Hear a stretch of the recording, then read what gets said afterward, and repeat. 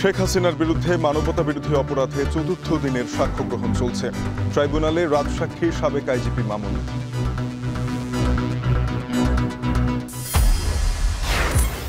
ভোলাগঞ্জের পর জৈন্তাপুরেও রাংপানিতে পাথর লুটের অভিযোগ। টাস্কফোর্সের অভিযানে 4 পাথর ব্যবসায়ী আটক।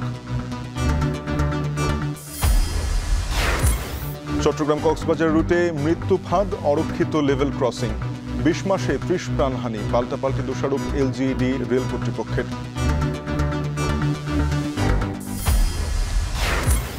চড়া চালের বাজারের প্রভাবে টানা 7 মাস পর জুলাই মাসে বেড়েছে সার্বিক মূল্যস্ফীতি। আর্থিক প্রতিবেদন প্রকাশ।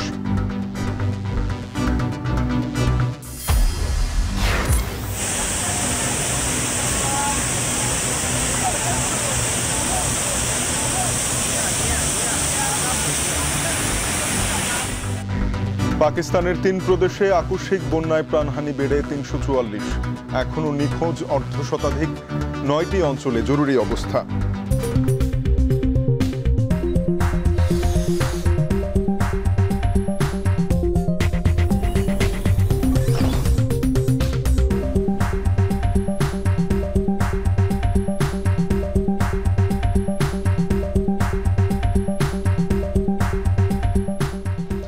শিরোনাম শুনছিলেন, এখন ঢাকায় স্বাগত। আপনাদের সাথে আছি তানজিম শাফিন। জুলাই আগস্টে আন্দোলনে সংঘটিত মানবতা বিরোধী অপরাধের মামলায় ক্ষমতাচ্যুত সাবেক প্রধানমন্ত্রী শেখ হাসিনা ও সাবেক স্বরাষ্ট্রমন্ত্রী আসাদুজ্জামান খান কামাল সহ 3 জনের বিরুদ্ধে চতুর্থ দিনের সাক্ষ্য গ্রহণ চলছে। এর আগে ট্রাইব্যুনালে হাজির হন রাজসাক্ষী সাবেক IGP Chowdhury Abdullah Al Mamun. Tribunal 1-এর chairman বিচারপতি মোহাম্মদ গোলাম মুর্তজা মজুমদারের নেতৃত্বাধীন ট্রাইব্যুনালে এ সাক্ষ্য গ্রহণ শুরু হয়েছে। এদিন সকালে ট্রাইব্যুনালে হাজির করা হয় আসামি থেকে রাজসাক্ষী হওয়া সাবেক আইজিপি চৌধুরী আবদুল্লাহ আল মামুনকে। এর আগে 6 আগস্ট তৃতীয় দিনের সাক্ষ্য জেরা শেষ হয়। প্রত্যক্ষদর্শী হিসেবে সেদিন 2 জন সাক্ষী নিজেদের জবানবন্দি দেন। এর মধ্যে একজন রিনা মুর্মু ও আরেকজন AKM মইনুল হক। এখন পর্যন্ত এই মামলায় সাক্ষ্য দিয়েছেন 5 জন। সকলেই এই মামলায় জড়িতদের বিচার দাবি করেন। এর আগে 10 জুলাই শেখ হাসিনা, সাবেক স্বরাষ্ট্রমন্ত্রী আসাদুজ্জামান খান কামাল ও সাবেক আইজিপি চৌধুরী আবদুল্লাহ আল মামুনের বিরুদ্ধে আনুষ্ঠানিক অভিযোগ গঠন করে বিচার শুরুর আদেশ দেন ট্রাইব্যুনাল। ওই মামলা ছাড়াও সকালে রামপুরা, মোহাম্মদপুর, আশুলিয়ার আরও 3 মামলায় 15 জন আসামিকে ট্রাইব্যুনালে হাজির করা হয়।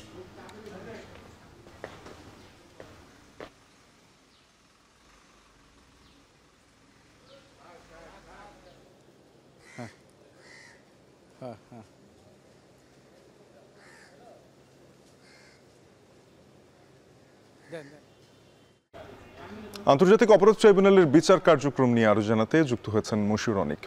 অনেক, শেখ হাসিনার মামলায় আজ কতজনের সাক্ষ্য দেওয়ার কথা রয়েছে? অন্যান্য মামলার কার্যক্রম সম্পর্কে বিস্তারিত জানাবেন।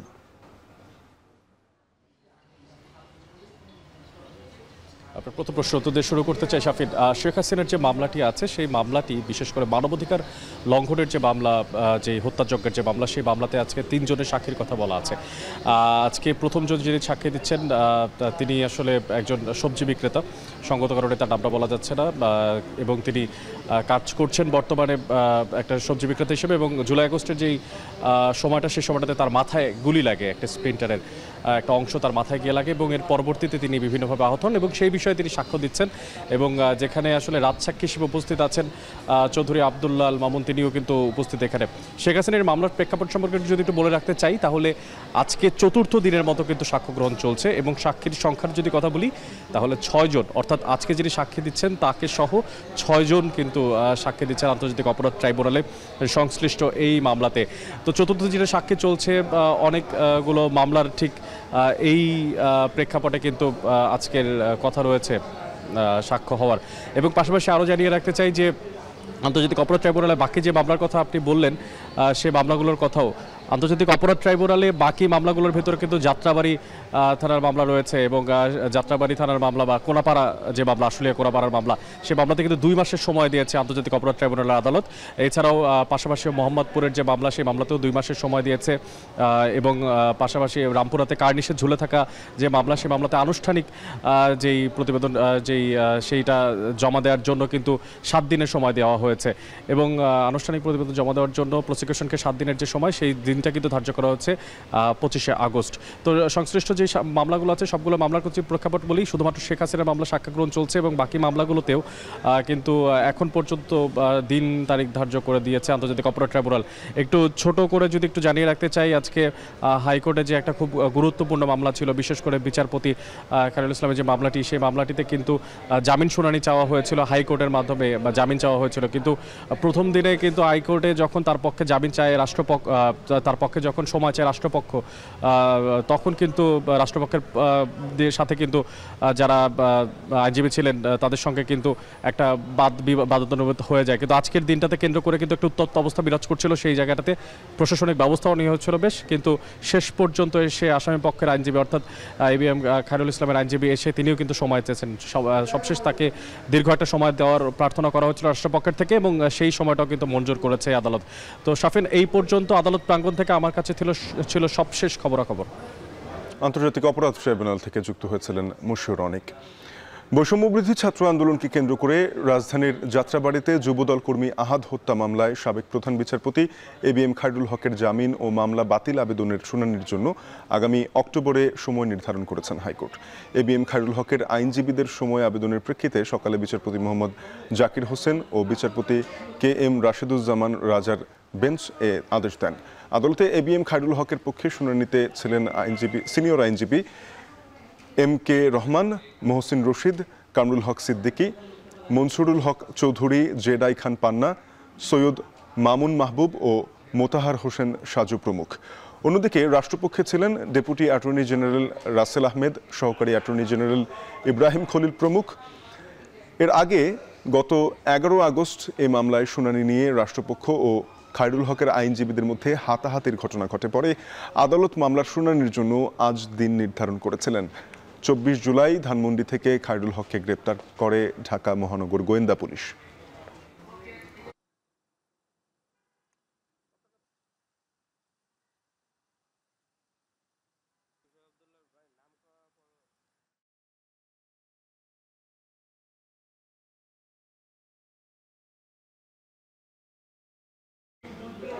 যৌথ বাহিনীর অভিযানে রাজশাহীর কাদেরগঞ্জে ডক্টরস কোচিংয়ে বিপুল অস্ত্র, বিস্ফোরক ও মাদকদ্রব্য উদ্ধার এবং 3 জনের আটকের ঘটনায় নগরের বোয়ালিয়া মডেল থানায় মামলা করা হয়েছে।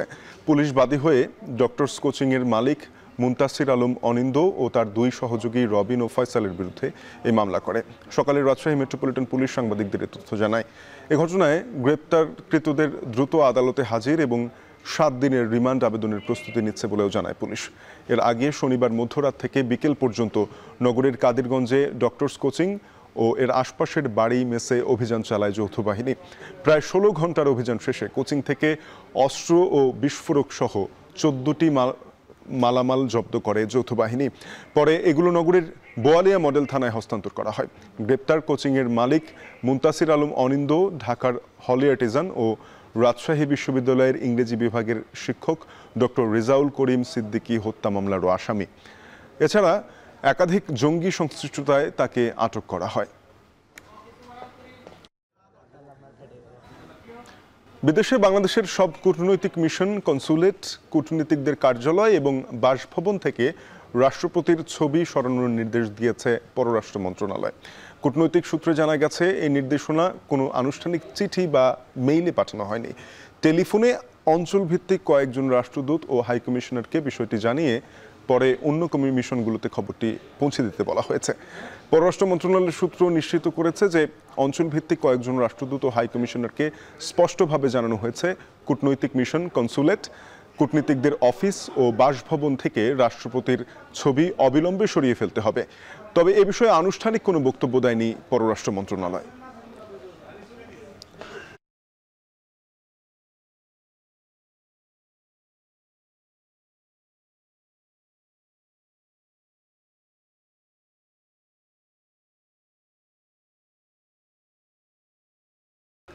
প্রশাসনের নজর যখন সাদা পাথর আর জাফলংয়ে, তখন আরেক জনপ্রিয় পর্যটন স্পট জৈন্তাপুরের শ্রীপুর এলাকার রাংপানিতে চলছে পাথর লুট।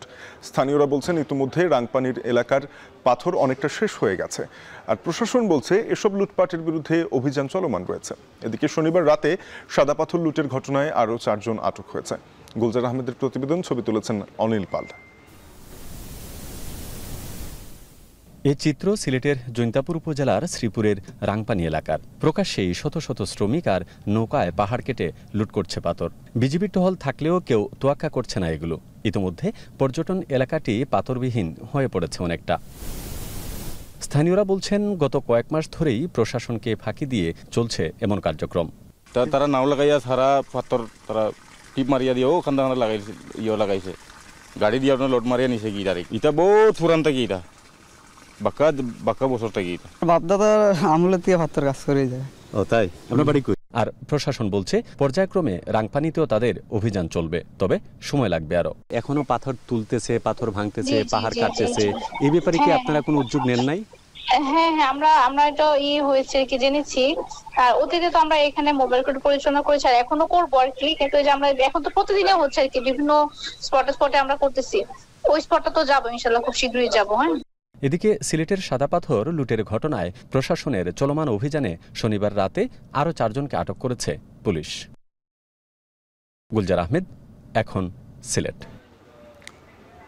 প্রশাসনের নজর যখন সাদা পাথর আর জাফলংয়ে, তখন সিলেটের আরেক পর্যটন স্পট রাংপানিতে চলছে পাথর লুট, এবং পাশাপাশি জাফলং সহ বিভিন্ন এলাকায়ও একইভাবে পাথর লুট হচ্ছে। এই মুহূর্তে জাফলংয়ে আছেন সহকর্মী গুলজার আহমেদ, যুক্ত হব তার সাথে। গুলজার, জানাবেন যে আপনি সকাল থেকে দেখাচ্ছিলেন রাংপানিতে কিভাবে আসলে পাথর লুট হচ্ছে, জাফলংয়ে আপনি এখন আছেন, জাফলংয়ের কি পরিস্থিতি? দেখুন, রাংপানিতে যখন আসলে পাথর লুটের দৃশ্য আমরা দেখিয়েছি, ঠিক তার বিপরীত চিত্র আছে জাফলংয়ের 0 পয়েন্টে। আমরা এই মুহূর্তে 0 পয়েন্টে রয়েছি। এখানে আসলে প্রশাসনের পক্ষ থেকে আমরা দেখেছি যে এখানে যারা আসছেন, বিশেষ করে ম্যাজিস্ট্রেটের নেতৃত্বে বিজিবি সহ পুলিশ সহ প্রশাসনের যে ঊর্ধ্বতন কর্মকর্তা আছে, তারা কিন্তু এখানে এসে যে নৌকাগুলো আসলে পাথর বা বালু উত্তোলনের সাথে জড়িত আছে তাদের বিরুদ্ধে অভিযান চালাচ্ছেন। এটি বিগত কয়েকদিন থেকে, অর্থাৎ 12 তারিখের পর থেকে ভোলাগঞ্জের যে সাদা পাথর এবং জাফলংয়ের যে 0 পয়েন্ট, এই সকল এলাকায় প্রশাসনের পক্ষ থেকে জোরে সোরে তদারকি হচ্ছে। কিন্তু আমরা যখন রাংপানির কথা বলছিলাম, সেই রাংপানি এলাকায় দেখছি যে প্রকাশ্যে আসলে লুট হচ্ছে। সেখানকার প্রশাসনিক ব্যবস্থা খুবই দুর্বল, এবং এখানকার দায়িত্বরত যে সিলেন্ড আছেন ফারজানা আক্তার লাবণী, তিনি তো আসলে বলছিলেন যে আসলে এই মুহূর্তে তার পক্ষে যাওয়াটা সম্ভব। তিনি যে কজ দেখিয়েছেন সেটি হচ্ছে যে বিগত কয়েকদিন থেকে সিলেটের প্রত্যেকটি জায়গায় প্রশাসনিক তৎপরতা চলছে। কিন্তু অন্যদিকে যদি আমরা কানাইঘাটের কথা বলি, যে যেহেতু সিলেটের যে সীমান্তবর্তী 4টি উপজেলা, কানাইঘাট, গোয়াইনঘাট এবং জকিগঞ্জ, জৈন্তাপুর, সেই সকল এলাকায় আসলে প্রকাশ্যে এরকম চলছে। ইতিমধ্যে আসলে প্রশাসন, বিজিবির যে তত্ত্বাবধানে এবং উপজেলা প্রশাসনের ম্যাজিস্ট্রেটের নেতৃত্বে ইতিমধ্যে যে বালিগুলো আছে, যারা বালি উত্তোলন করছে, তাদের বিরুদ্ধে সেই অভিযান চলমান রয়েছে। একইভাবে আমরা যদি ভোলাগঞ্জের কথা বলি, ভোলাগঞ্জের সাদা পাথরে যারা আসলে পাথর লুটের সাথে জড়িত ছিলেন, সে সকল পাথর লুটকারীদের বিরুদ্ধে কিন্তু ইতিমধ্যে প্রশাসন বেশ তদারকি বাড়িয়েছে। তো গত কয়েকদিনের যে অভিযান, সেই প্রেক্ষাপটে এখন পর্যন্ত প্রায় 4 লাখ ঘনফুট পাথর উত্তোলন করা হয়েছে, এবং সেই পাথরগুলো যাতে পুনরায় স্থাপন করা যায় সেই সাদা পাথরের চেষ্টা করা হচ্ছে। অন্যদিকে এই ঘটনার সাথে গত 2 দিনে, বিশেষ করে আজকে শনিবার রাতে 4 জনকে আটক করেছে পুলিশ। এর আগের দিন 5 জন, সর্বমোট 9 জনকে এখন পর্যন্ত গ্রেপ্তার করেছে পুলিশ। যেটি বলছে যে বিভিন্ন তদন্তের মাধ্যমে ইতিমধ্যে যারা এই পাথর সংশ্লিষ্ট ব্যবসায় বা পাথর উত্তোলনের সাথে জড়িত, সেই সকল পাথর উত্তোলনকারীদের ধরতে তারা প্রাথমিক একটি তালিকা করছেন। সেই তালিকা অনুসারে আসলে সব যাচাই বাছাই করে, অর্থাৎ তথ্য নিশ্চিত হয়ে এবং যাদের বিরুদ্ধে তদন্ত সাপেক্ষ প্রমাণ আসবে, তাদেরকে ধরতে আসলে প্রশাসনের আন্তরিকতা খুব বেশি থাকবে, এবং তারা যত দ্রুত সম্ভব এদেরকে নিয়ে আসা হবে। অন্যদিকে আপনি জানেন যে সিলেট জেলা প্রশাসনের পক্ষ থেকে একটি তদন্ত কমিটি করা হয়েছিল, যার সর্বশেষ ডেট ছিল যে আজকে, অর্থাৎ আজকে 17 তারিখ পর্যন্ত তাদেরকে সময়, যে 3 সদস্যের তদন্ত কমিটি হয়েছিল, সেই 3 সদস্যের তদন্ত কমিটির তথ্য প্রতিবেদন আজকেই দেওয়ার কথা রয়েছে। তো আজকে বিকেলে গেলে আসলে তদন্ততে যারা জড়িত আছেন বা তদন্ত প্রতিবেদনে কি আসলো, সেটি হয়তো বা আপনাদেরকে পরবর্তীতে জানাতে পারবো। তো এই মুহূর্তে যেটি হচ্ছে, জাফলংয়ের 0 পয়েন্টে যে সকল নৌকাগুলো পাথর কিংবা বালু উত্তোলনের সাথে জড়িত আছে, তাদের বিরুদ্ধে আসলে প্রশাসনিক অভিযান অব্যাহত আছে। তো এই হচ্ছে আমার কাছে সিলেটের যে পর্যটন স্পটগুলো থেকে পাথর বা খনিজ সম্পদ লুটের সর্বশেষ তথ্য। শাফিন, জাফলং থেকে যুক্ত হয়েছিলেন গুলজার আহমেদ, জানাচ্ছিলেন পাথর উদ্ধারে অভিযান এবং পাথর প্রতিস্থাপন নিয়েও, পাশাপাশি পাথর লুটের খবরও জানাচ্ছিলেন বিভিন্ন পর্যটন স্পটগুলো থেকে। টানা 7 মাস ধরে কমার পর জুলাই মাসে আবারও বেড়েছে মূল্যস্ফীতি। জুলাইয়ে সার্বিক মূল্যস্ফীতি 8.55%, যা এর আগের মাসেও ছিল 8.48%। এ সময় মূল্যস্ফীতি বৃদ্ধিতে প্রভাব ফেলেছে চালের বাজারে ধারাবাহিক ঊর্ধ্বগতি। জুলাই মাসে খাদ্য মূল্যস্ফীতির 51.55%ই চালের দাম বাড়ায়। পরিকল্পনা কমিশন ও আর্থিক বিভাগে প্রকাশিত প্রতিবেদনে উঠে এসেছে এমন তথ্য। চলতি বছর জুলাই মাসে চালের সরবরাহ কমেছে 36%। এ সময় বাজারজাত হয় 62,889 মেট্রিক টন চাল। সরবরাহ বাড়াতে বেসরকারিভাবে চাল আমদানির বিজ্ঞপ্তি দেয় খাদ্য মন্ত্রণালয়।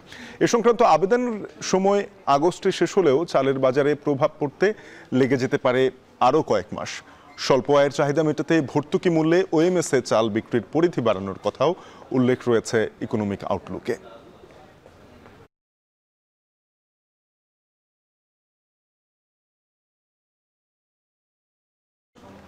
দীর্ঘ সময় ধরে চড়া চালের বাজার এর প্রভাব পড়েছে সার্বিক মূল্যস্ফীতিতে। বাজারে মোটা জাতের চাল বিক্রি হচ্ছে 56 থেকে 57 টাকা কেজিতে। এ নিয়ে আরও জানাতে গোদারপাড়া বাজার থেকে যুক্ত হয়েছেন রাজীব সেলিম। রাজীব, জানাবেন দীর্ঘ সময় ঊর্ধ্বমুখী চালের বাজার, এর কারণ হিসেবে ব্যবসায়ীরা কি বলছেন? বাজারে চালের সরবরাহ কেমন, কি দেখছেন? শাফিন, বাজারে চালের সরবরাহ যথেষ্ট রয়েছে এবং প্রতি বছর প্রতি মৌসুমে যে চালের বাজারের যে চিত্র দেখা যায় এবার কিছুটা ভিন্নতা দেখা গেছে। বোরো মৌসুমের যে ধান সেটি কৃষকের গোলায় এবং হাট বাজারে এসেছে প্রায় 4 মাস আগে।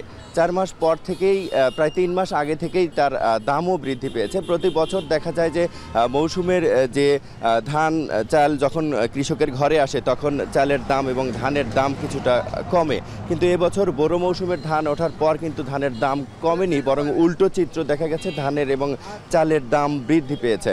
ভরা মৌসুম পেরিয়েছে কিন্তু এই দাম কমেনি, সে কারণেই মূল্যস্ফীতিতে বড় একটি প্রভাব পড়বে, এটি খুব স্বাভাবিক ব্যাপার। গেল 3 মাস আগে চাল এবং সব ধরনের চালের দাম কেজি প্রতি 5 থেকে 10 টাকা বেড়েছে এবং বাড়ার পর যে দাম হয়েছে সেটি একটু জানিয়ে রাখি। রঞ্জিত যেটি মোটা চাল, সেটি রঞ্জিত চাল বিক্রি হচ্ছে 58 টাকা, 49 চাল বিক্রি হচ্ছে 60 টাকা এবং 28 যেটি মাঝারি আকারের চাল সেটি 65 টাকায় বিক্রি হচ্ছে এবং চিকন চাল যেটি কাটারি চাল সেটি বিক্রি হচ্ছে 72 থেকে 80 টাকা। এই যে দাম বৃদ্ধি, এই দাম বৃদ্ধি হয়েছে কিন্তু 3 মাস আগে, টানা 3 মাস ধরে এভাবেই এই দামেই চাল বিক্রি হচ্ছে। সে কারণে আসলে মূল্যস্ফীতিতে বড় একটি প্রভাব পড়েছে এবং ক্রেতাদের সাথে আমরা কথা বলেছি। ক্রেতারা আমাদেরকে জানাচ্ছেন যে বাজার তদারকি তাদের কখনোই চোখে পড়েনি। ক্রেতারা যারা বাজারে আসেন তাদের চোখে পড়েনি, সে কারণে চালের দাম আসলে কমেনি। ভরা মৌসুমে চালের দাম বেড়েছে, সেই দাম এখন পর্যন্ত কমেনি এবং ক্রেতারা আরও অভিযোগ করছেন যে মিলার এবং কর্পোরেট, বড় বড় মিলার যারা রয়েছেন এবং কর্পোরেট হাউসগুলো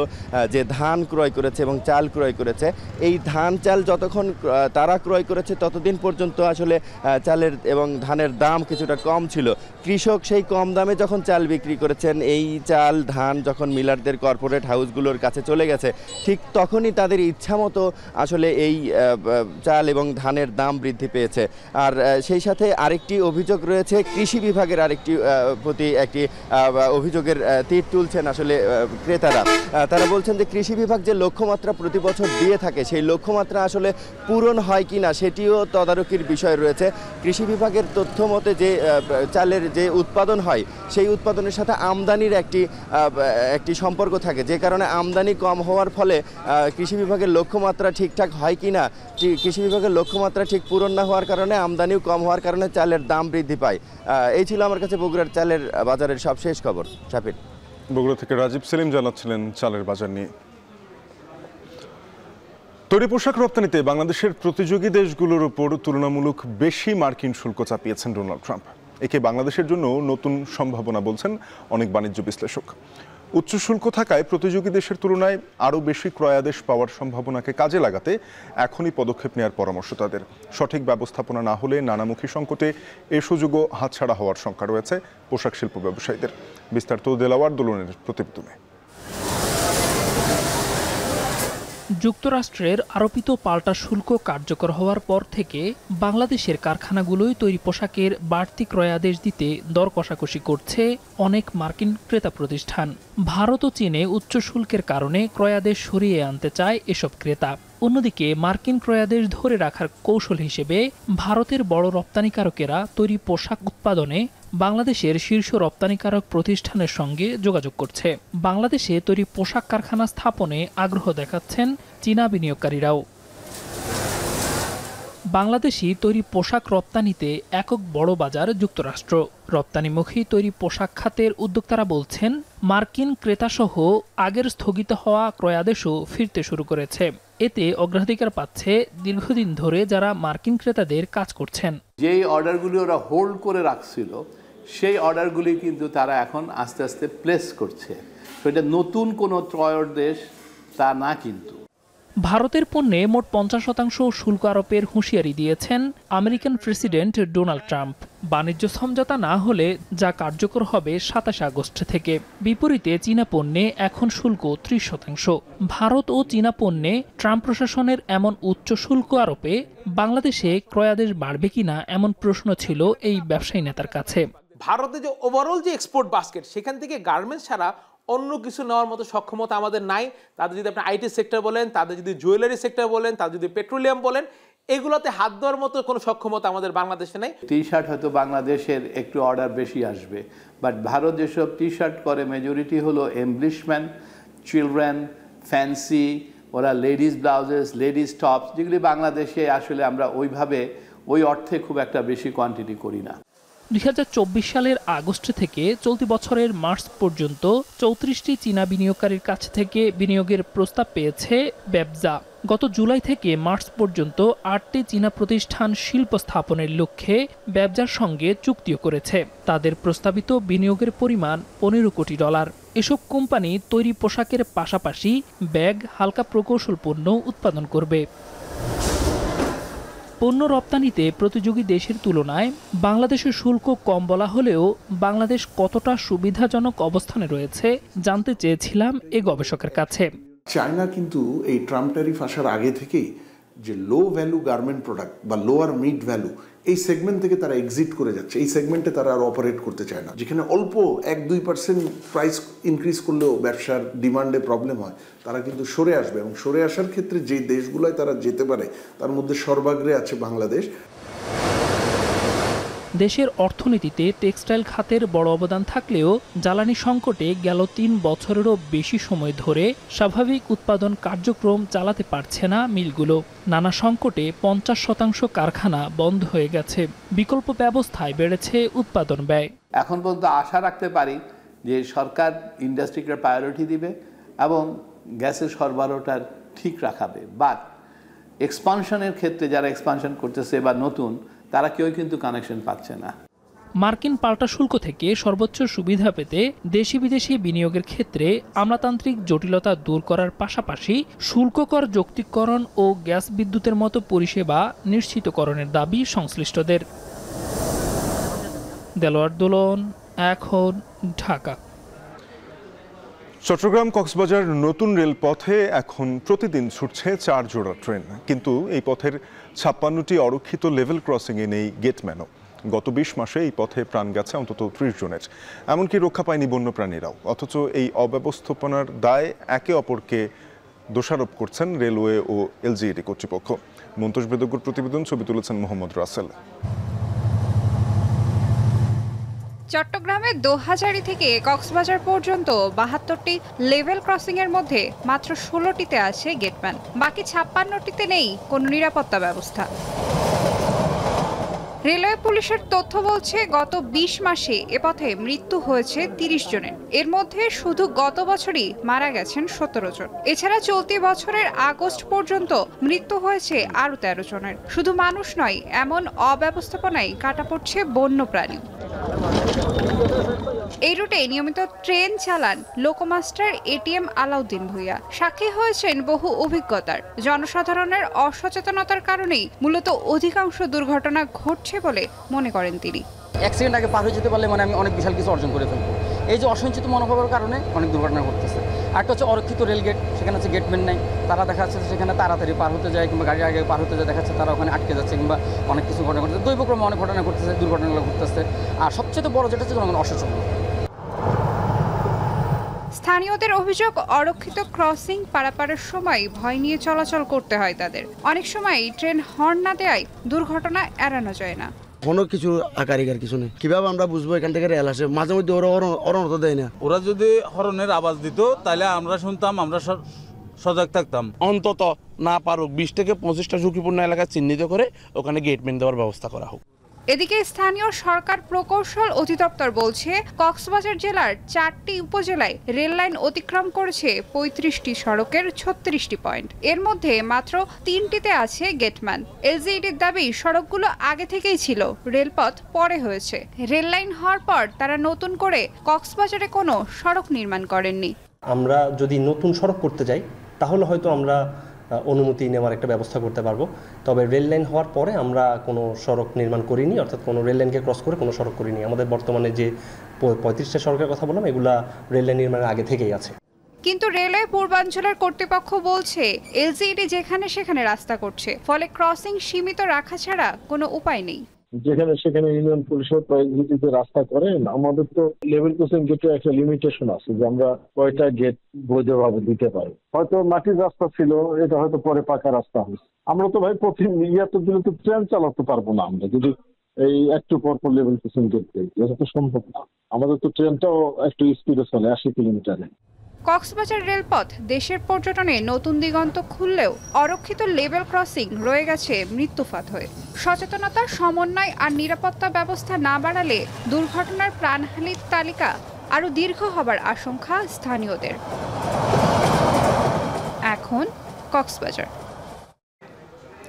ময়মনসিংহ জেলা শহরের নতুন বাজার হতে তাজমহল মোড় পর্যন্ত সড়কে ভাসমান হকার উচ্ছেদ অভিযান পরিচালনা করছে জেলা প্রশাসন। সঙ্গে আছে যৌথ বাহিনী। এ নিয়ে বিস্তারিত জানতে যুক্ত হব সহকর্মী ইমতিয়াজ আহমেদের সঙ্গে। ইমতিয়াজ, জানাবেন এখন পর্যন্ত কতগুলো অবৈধ দোকানপাট উচ্ছেদ করেছে প্রশাসন?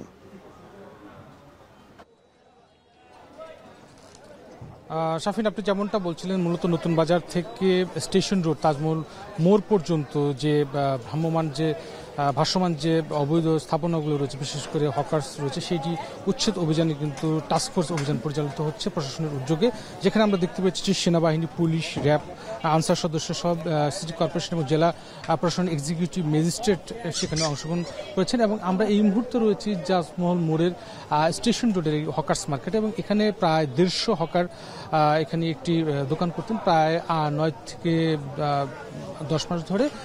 মূলত এই ময়মনসিংহ শহরের যে গুরুত্বপূর্ণ সড়কগুলো রয়েছে, গাঙ্গিনাপাড়, নতুন বাজার, এই সড়কগুলো রাস্তার দুপাশে যে হকার্সরা বসতো, যার কারণে প্রচণ্ড যানজট সৃষ্টি হতো, এবং যার কারণে প্রশাসন তাদেরকে একসময় এই জায়গাটি বসার জন্য, ব্যবসা বাণিজ্য করার জন্য দিয়েছিল। কিন্তু তারপরেও দেখা গেছে যে যখন তারপরও রাস্তার ফুটপাত দখল করে যখন হকার্সরা বসছিল, তখনই পর থেকে আসলে এই ধরনের উদ্যোগ নেওয়া হয়। এখানে প্রায় 150 হকার্সদেরকে দোকান স্থির ছিল, প্রায় তাদেরকে গতকালকে নোটিশ দেওয়া হয়েছে, এবং আজকে আসার পর একটা নির্দিষ্ট সময় দিয়েছে যে এই সময়ের মধ্যে আসলে দোকানপাট ভেঙে যেন তারা সরে যান, এবং আমরা দেখতে পাচ্ছি যার মালপত্র সরিয়ে নিয়ে এখান থেকে তারা সরে যাচ্ছেন। এবং তাদের সাথেও আমরা যেটা কথা বলছিলাম যে আসলে এই হকার্স যারা রয়েছেন তারা যদি আসলে এই মুহূর্তে এখান থেকে সরে যান, তারা আসলে ব্যবসা বাণিজ্য তাদের একটা ক্ষতি হবে, এবং তারা কি করে আসলে তাদের ভবিষ্যৎ পরবর্তী তারা চলবেন সেটি একটা অনিশ্চয়তার মধ্যে পড়ছেন। এবং তারা যেটা বলছেন যে তাদের একটা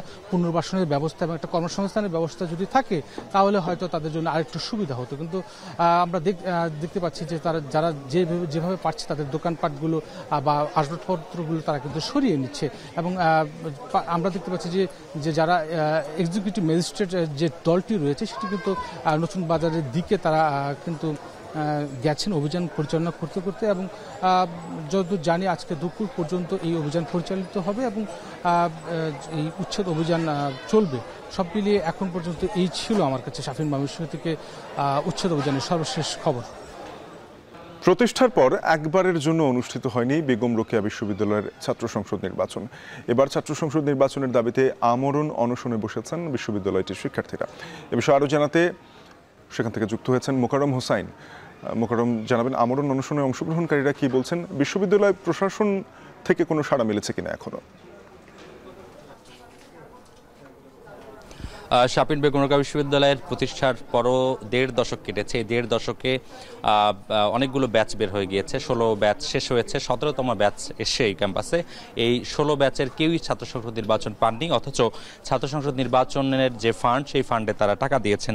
এবং শিক্ষার্থীদের যে দাবি, তারা বলছেন যে 2008-9 সেশন থেকে 24-25 সেশন পর্যন্ত বিশ্ববিদ্যালয় প্রশাসন প্রায় 1.5 কোটি টাকা তুলেছে ছাত্র সংসদ নির্বাচন বাবদ, কিন্তু এই টাকা কোথায় কিভাবে ব্যয় হয়েছে সেটি তারা জানেন না। ছাত্র সংসদ নির্বাচনের দাবিতে তারা অনেকগুলো কর্মসূচি করেছেন, স্মারকলিপি দিয়েছেন, গণস্বাক্ষর কর্মসূচি করেছেন।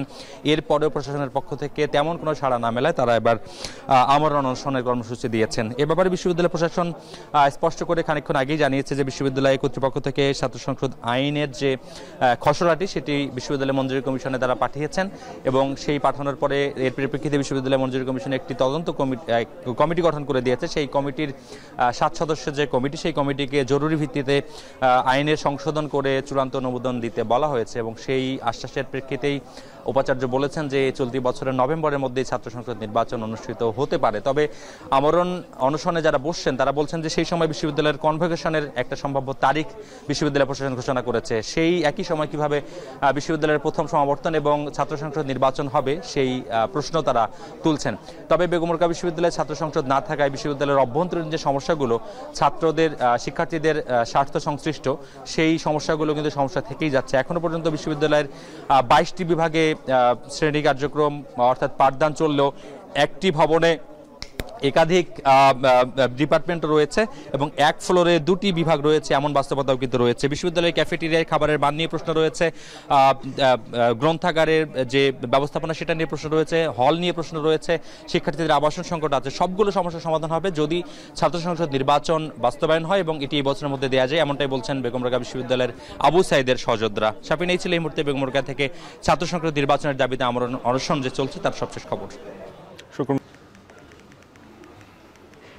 রাজধানী ঢাকায় সকাল থেকেই থেমে থেমে হালকা থেকে মাঝারি বৃষ্টি হয়েছে। এতে দুর্ভোগে পড়েন অফিসগামী মানুষ, শিক্ষার্থী ও পথচারীরা। সাথে ছিল গণপরিবহন সংকট, যানজট আর ভাঙাচোরা ও কাদামাখা সড়ক। দিন সকাল থেকেই 6টা থেকেই রাজধানীর বিভিন্ন এলাকায় বৃষ্টি শুরু হয়।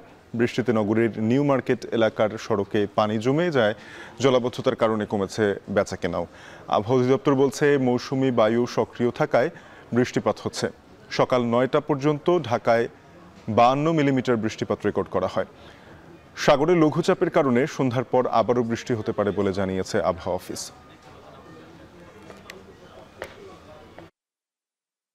এখানে পানির সমস্যাটা আজকে থেকে না, বহুদিন পুরাতন। এখন এটা আরো কিছুদিন যদি এইভাবে চলে ব্যবসা বাণিজ্য অনেক ক্ষতি হবে। সিটি কর্পোরেশন মার্কেট সমন্বিত একটা কার্যক্রম পরিচালনা করা উচিত। বৃষ্টি হলে প্রতিবারই জমা যায় ভাই, এটা তো মনে করেন ভোগান্তি, আমাকেও ভোগান্তি, কাস্টমারও ভোগান্তি, এখানে চলাচলকারী প্রতিটা লোকের ভোগান্তি, আপনাকেও ভোগান্তি।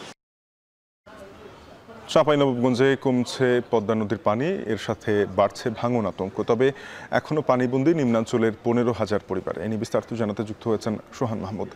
সোহান, পানিবন্দী পরিবারগুলোর মধ্যে খাবার সংকট তৈরি হয়েছে কিনা, প্রশাসন কোনো ধরনের সহযোগিতা নিয়ে এগিয়ে এসেছে কিনা, ভাঙন নিয়ে স্থানীয়রা কি বলেছেন, তাদের দুর্ভোগের বিষয়ে বিস্তারিত জানাবেন।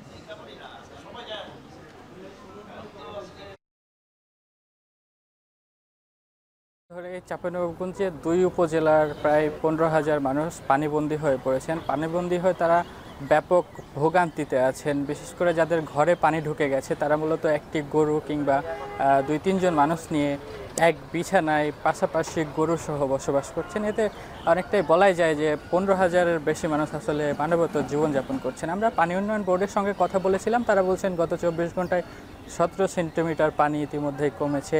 এখন যে পদ্মা নদীতে পানি প্রবাহিত হচ্ছে এটি বিপদসীমার প্রায় 59 সেন্টিমিটার নিচ দিয়ে প্রবাহিত হচ্ছে। সেক্ষেত্রে নতুন করে আর বন্যার আশঙ্কা নেই বলছে পানি উন্নয়ন বোর্ড। আমরা স্থানীয় প্রশাসনের সঙ্গে কথা বলেছি, তারা বলছেন যারা পানিবন্দী রয়েছেন তাদের খোঁজ খবর নিচ্ছেন, তদারকি করছেন, বিভিন্ন শুকনো খাবার বিতরণ করছেন। তবে এইখানকার বাসিন্দারা বলছেন পদ্মা নদীতে মূলত পানি বাড়ার সময় একবার ভাঙন আতঙ্ক সৃষ্টি হয় এবং পানি যখন কমে যায় তখন আরেকবার এই ভাঙন আতঙ্ক সৃষ্টি হয়। যেহেতু পানি কমছে সেক্ষেত্রে তারা ভাঙন আতঙ্কে রয়েছেন। আমরা ইতিমধ্যে খোঁজ নিয়েছি, নারায়ণপুর ইউনিয়ন পরিষদ ভবন ভাঙনে তলিয়ে গেছে, নদীগর্ভে বিলীন হয়েছে। এদিকে পাকা ইউনিয়ন পরিষদও কিন্তু পানির নিচে তলিয়ে আছে। এখানকার কৃষি জমি, শত শত হেক্টর কৃষি জমি ইতিমধ্যে পানিতে তলিয়ে আছে। বিশেষ করে এখন কিন্তু আউশ ধানের মৌসুম চলছে। এই আউশ ধান ব্যাপক ক্ষতিগ্রস্ত হয়েছে বলছেন এখানকার কৃষকরা। তো সাফিন, এই ছিল চাঁপাইনবাবগঞ্জ থেকে আমার কাছে সর্বশেষ পরিস্থিতি। সহকর্মী সোহান মাহমুদ যুক্ত হয়েছিলেন, জানাচ্ছিলেন পদ্মা নদীর পানি নামতে শুরু করলেও স্থানীয়দের মধ্যে বাড়ছে ভাঙন আতঙ্ক এবং পানিবন্দী এখনও অনেক পরিবার। এ নিয়ে সবশেষ খবর। মেঘ ভাঙা বর্ষণ ও আকস্মিক বন্যায় পাকিস্তানের উত্তরের 3 প্রদেশে প্রাণহানি বেড়ে দাঁড়িয়েছে 344 জনে, যার মধ্যে 2 শতাধিকই খাইবার পাখতুনখোয়ার বুনের জেলার বাসিন্দা। গিলগিট বাল্টিস্তান ও আজাদ জম্মু কাশ্মীরের দীর্ঘ হচ্ছে মরদেহের সারি। নিখোঁজ 1/2 শতাধিক মানুষের সন্ধানে চলছে উদ্ধার কাজ। দেশটির আবহাওয়া অধিদপ্তরের পূর্বাভাস বলছে আগামী 2 দিনে আরও ভয়াবহ রূপ ধারণ করতে পারে এই বন্যা। নাফিয়া আরমান মননের প্রতিবেদন।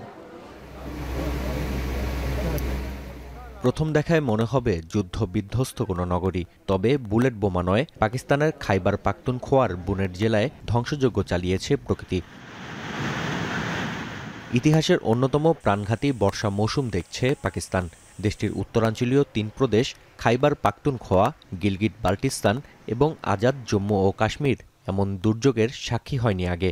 2 দিনের মেঘভাঙা বর্ষণ, আকস্মিক বন্যা, বজ্রপাত ও ভূমিধসে প্রতি মুহূর্তেই মৃত্যুর মিছিলে যোগ হচ্ছে নতুন নাম। অনেক অঞ্চল থেকে বন্যার পানি নামার পর পরিষ্কার হচ্ছে ধ্বংসযজ্ঞের চিত্র। तो ये चूँकि जो मेन उसका पॉइंट था वो यही था, यहाँ पे ये क्लाउड बर्स्ट हुआ है, यहाँ से आगे फिर पानी गए, तो ये मुकम्मल तौर पर अगर मुकम्मल तौर पर नहीं है तो 70-80% ये गांव जो है वो मलियामेट हुआ है, और अगर मलियामेट पूरा नहीं हुआ तो डैमेज तो एटलीस्ट सारे घर हुए हैं। बहुत बड़ी जो है एक्टिविटीज़ हुई है और लोग अभी भी मलबे के अंदर मौजूद हैं और इनको निकालने की कोशिश कर रहे हैं, लेकिन सर एक बहुत बड़ी तबाही मची है और बुनेर की तारीख का मेरे ख्याल में बहुत बड़ी ट्रेजेडी हुआ है। মাত্র 2 দিনেই বন্যায় মৃত্যুর সংখ্যা 400 ঘর ছুঁই ছুঁই, নিখোঁজ 1/2 শতাধিক মানুষ, যাদের সন্ধানে কাজ করছে প্রায় 2000 উদ্ধারকর্মী। মাঠে রয়েছে সেনাবাহিনী। খাইবার পাখতুনখোয়ার 9টি অঞ্চলে 31 আগস্ট পর্যন্ত জারি করা হয়েছে জরুরি অবস্থা। হতাহতদের পরিবারকে ক্ষতিপূরণ দেওয়ার জন্য বরাদ্দ করা হয়েছে 155 কোটি রুপি। দ্রুতগতিতে উদ্ধার কাজ পরিচালনায় সংশ্লিষ্টদের নির্দেশ দিয়েছেন পাকিস্তানের প্রধানমন্ত্রী শেহবাজ শরীফ। শিগগিরই ক্ষতিগ্রস্ত এলাকা পরিদর্শনে যাবেন তিনি। এদিকে টানা বৃষ্টিতে পাঞ্জাবের তারবেলা বাঁধের পানি ধারণ ক্ষমতার 98%ই পূর্ণ। তাই নদী তীরবর্তী অঞ্চলগুলোয় রেড অ্যালার্ট জারি করেছে দুর্যোগ ব্যবস্থাপনা কর্তৃপক্ষ। ভয়াবহ এই দুর্যোগের মাত্রাকে আরও বাড়িয়ে তুলতে পারে প্রতিকূল আবহাওয়া। দেশটির আবহাওয়া দপ্তরের তথ্য বলছে, আরব সাগর ও বঙ্গোপসাগর থেকে পাকিস্তানে মৌসুমি বায়ু প্রবাহিত হচ্ছে। এতে বাড়ছে বৃষ্টিপাতের সংখ্যা। আগামী মঙ্গলবার পর্যন্ত দেশটির প্রায় প্রতিটি অঞ্চলেই দেখা দিতে পারে ভারী বৃষ্টি। নাফিয়া আরমান মনন, এখন বিশ্ব। ইউক্রেন দোনেৎস্কের কর্তৃত্ব ছাড়লে সম্মুখ সারিতে যুদ্ধ থামাবে রাশিয়া। আলাস্কায় দ্বিপক্ষীয় বৈঠকে ট্রাম্পের কাছে এমন প্রস্তাব উত্থাপন করেন পুতিন। তবে এমন পদক্ষেপ গ্রহণে সরাসরি অস্বীকৃতি জানিয়ে দিয়েছেন ইউক্রেনীয় প্রেসিডেন্ট। সংশ্লিষ্ট সূত্রের বরাতে এমনটাই জানিয়েছে বার্তা সংস্থা রয়টার্স। এদিকে যুদ্ধবিরতির বিষয়ে নিজেদের অবস্থান পরিবর্তন করেছেন ডোনাল্ড ট্রাম্প। সামাজিক যোগাযোগ মাধ্যমে এক বার্তায় মার্কিন প্রেসিডেন্ট জানান, ইউক্রেনে যুদ্ধবিরতির বদলে স্থায়ী শান্তি চুক্তিতে সম্মতির মাধ্যমে রক্তক্ষয়ী সংঘাত থামবে। পাল্টা পোস্টে জেলেনস্কি দাবি করেন, যুদ্ধবিরতিতে রাশিয়ার অনীহা দীর্ঘস্থায়ী শান্তির ক্ষেত্রে জটিলতা তৈরি করতে পারে। আগামীকাল সোমবার মার্কিন প্রেসিডেন্টের সঙ্গে বৈঠকের উদ্দেশ্যে হোয়াইট হাউস সফরের কথা রয়েছে ইউক্রেনের প্রেসিডেন্টের। এখন ঢাকা শেষ করব, তার আগে শিরোনামগুলো আরেকবার। শেখ হাসিনার বিরুদ্ধে মানবতা বিরোধী অপরাধে 4র্থ দিনের সাক্ষ্য গ্রহণ চলছে। ট্রাইব্যুনালের রাজসাক্ষী সাবেক আইজিপি মামুন।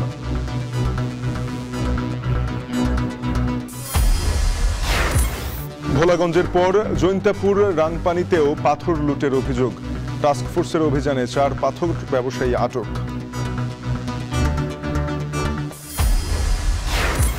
চট্টগ্রাম কক্সবাজার রুটে মৃত্যু ফাঁদ অরক্ষিত লেভেল ক্রসিং। 20 মাসে 30 প্রাণহানি, পাল্টাপাল্টি দোষারোপ এলজিডি রেল কর্তৃপক্ষের। চড়া চালের বাজারের প্রভাবে টানা 7 মাস পর জুলাই মাসে বেড়েছে সার্বিক মূল্যস্ফীতি। আর্থিক প্রতিবেদন প্রকাশ।